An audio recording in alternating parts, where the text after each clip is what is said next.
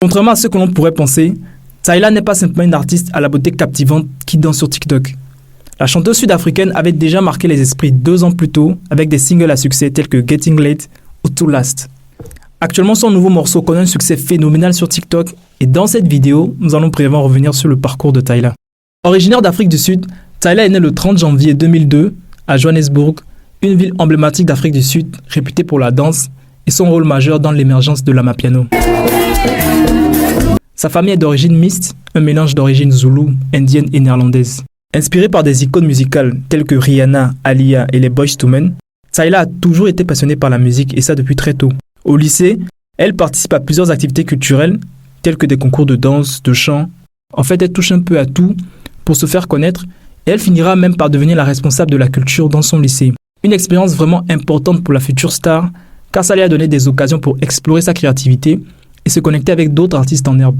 Mais sa véritable entrée dans le monde de la musique s'est faite sur Instagram.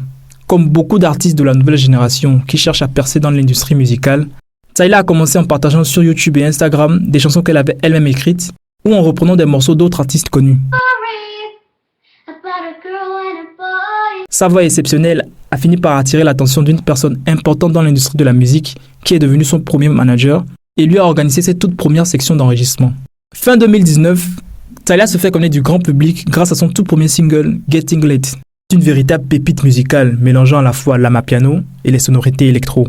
Cette fusion musicale a immédiatement conquis le public sud-africain, devenant un succès national incontestable, marquant ainsi le début de sa carrière professionnelle.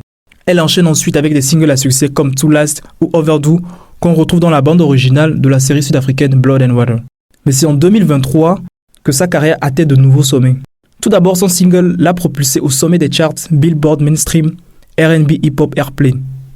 Quelques mois plus tard, elle a rejoint Chris Brown en première partie de sa tournée européenne, Under the Influence. Mai 2023, elle sort le single Girl Next Door en collaboration avec la talentueuse Aya Star. Puis en juillet 2023, Tyla balance un nouveau single, Water, qui cartonne en ce moment avec plus de 50 millions de streams sur Spotify.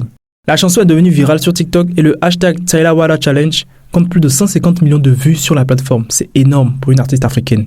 Avec autant de succès cette année, Tyla est incontestablement l'artiste africaine la plus en vogue du moment.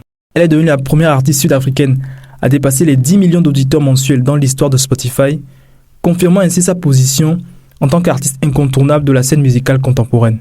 Tyla serait actuellement en train de préparer son tout premier album et je ne serais pas surpris de voir une grosse tête de l'industrie en collaboration avec elle sur ce projet, par exemple Chris Brown, The Weeknd ou même Ciara. Merci d'avoir regardé cette vidéo jusqu'à la fin et n'oubliez pas de liker et de partager cette vidéo et de vous abonner à la chaîne.